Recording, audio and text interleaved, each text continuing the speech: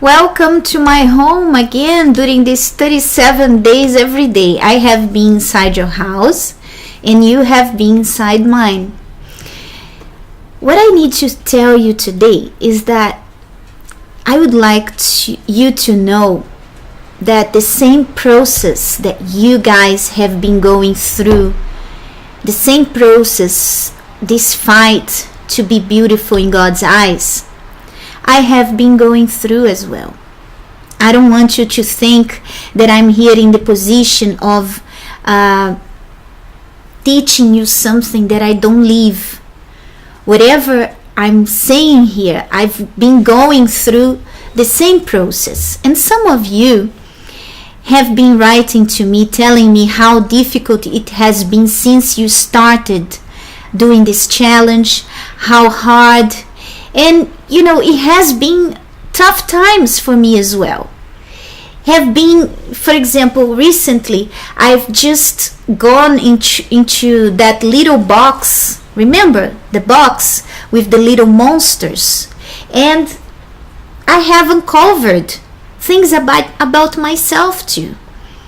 Because honestly, this is going to be a constant battle. Constantly.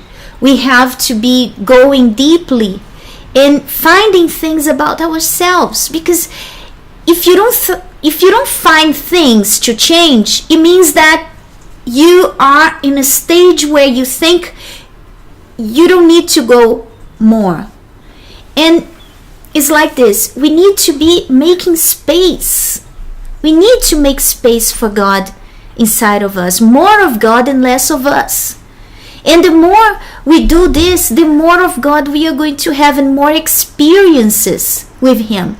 And sometimes we are going to find ugly things. But, like myself today, this morning I was praying on the altar. And I was telling my God, look, God, I need I need an answer. I need an answer. And this challenge we have been doing, our relationship has to be growing. The way we are with God, it has to be different from the beginning. And I can say this to myself, about myself as well. It's another level. And when we finish, does it mean that that's it? No, the battle continues. But now the only difference is that you have already a relationship with God where you can already do this by yourself. This is the level you need to be. During these days, I have been giving all that I have. And the more I give, I've been noticing more God has been giving me. I was thinking another day about that verse, that better is to give than to receive. And I was like, okay, apart from the obvious that we all know, why is better to give than to receive? And I was even telling Rafa here, we were talking, I thought as God was answering me really when something was revealed to me. When I give, I open space to receive. It's like when we spoke about that time of the wardrobe. You have your wardrobe, it's so packed. You don't have space for anything else. And there was a time when I used to receive as a gift, people would give me, when people know that you like something, you are always receiving that thing. And shoes was my thing, shoes and bags. And my mother-in-law, she would always send me shoes from Brazil. And there was a time that I wouldn't have, my room is very small. My wardrobe didn't have the capacity. And there was a time that I was like, I don't have space to receive anything. I can't have it even as a gift because it doesn't fit anymore in this room, because either the shoes are gonna be in the room or me and my husband. It wasn't that much, I'm exaggerating, but she would always send me shoes because she knows that I love it. So I started doing, I started giving. And the more I would give, more I would receive, even from other people. And this is in life. When you give, the more you give, is more space that we are opening to receive. And this is what this is all about. Is part of this being beautiful in God's eyes. Is we are not looking for the physical beauty only. It's more inside. And do you want to tell me about a better giver than our Lord Jesus, who gave, our God, who gave his only Son for us?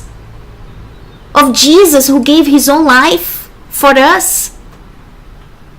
So I don't have any, stronger argument than this. This is strong enough. And we need to be this kind of giving people. When was the last time you gave your offering? But it's not like a pound coin, but something really precious, something really valuable for you. You assistant, you pastors' wives, when was the last time you really gave an offering? I tell you something. There was a time where I noticed that I was being very selfish, because the less you have is usually the more selfish you are. It's like you have so little that you want to hold it. You don't want to give because you think, if I give, what's going to happen with me? But I noticed that I was starting being so selfish because I had really little, and I thought I couldn't give from that little. But one day I realized I'm so selfish. Yes, I have little, but I can give. I should give. And then I made a purpose in my life. I always give offerings.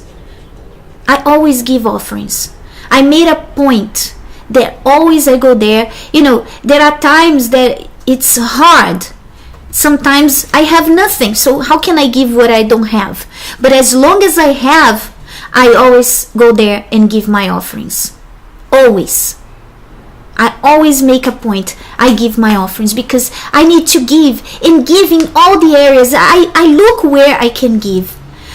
For example, I'm here, I'm giving to you. Nobody told me, look, do this, give to the people. No, nobody told me. God guided me to do this. In my own desire to do more, to give, to make space so I could receive.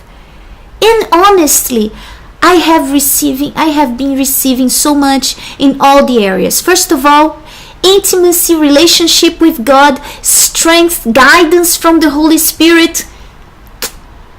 He's been giving. He's been honoring me. And I was, even today I arrived at home and I received these beautiful flowers from one of you viewers of this challenge, one of you who is doing this challenge, and had a beautiful card, and she was thanking me for everything that I have been doing. I don't see myself doing anything. I see myself I've been giving. I've been giving. God has guided me, but I see myself receiving as well, receiving so much. And it was beautiful. I felt like, wow, this is so beautiful. And I thank you, you know who you are, for the beautiful flowers, but I know that you just have opened space in your life to receive more.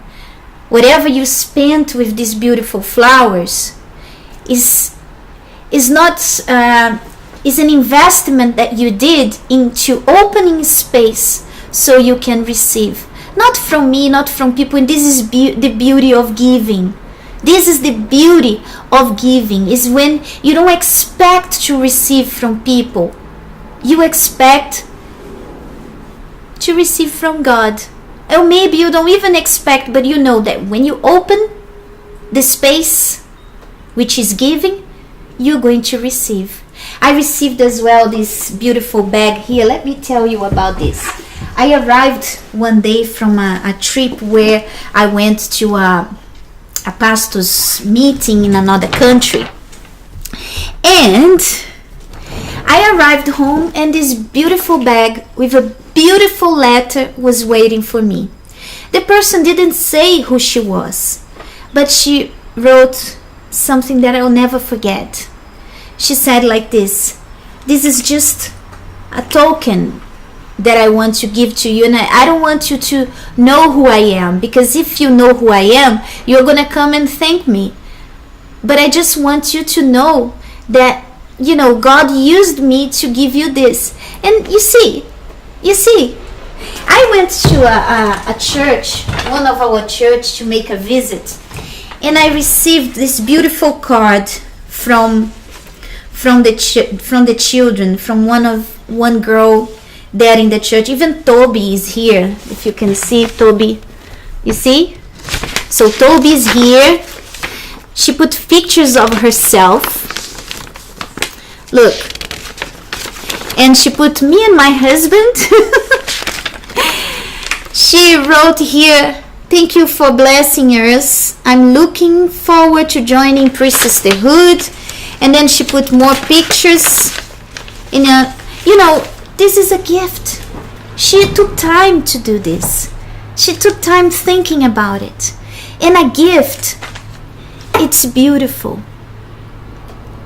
It's beautiful when you give of yourself, when you are not, when you are thinking about how can I give more to God. For example, this that I'm doing, the idea came from how can I do more for you? How can I give you something?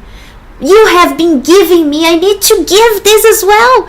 Because if I just receive, and don't make space to receive more, then there'll be a moment that I'll be too full of stuff and my house is not going to have space.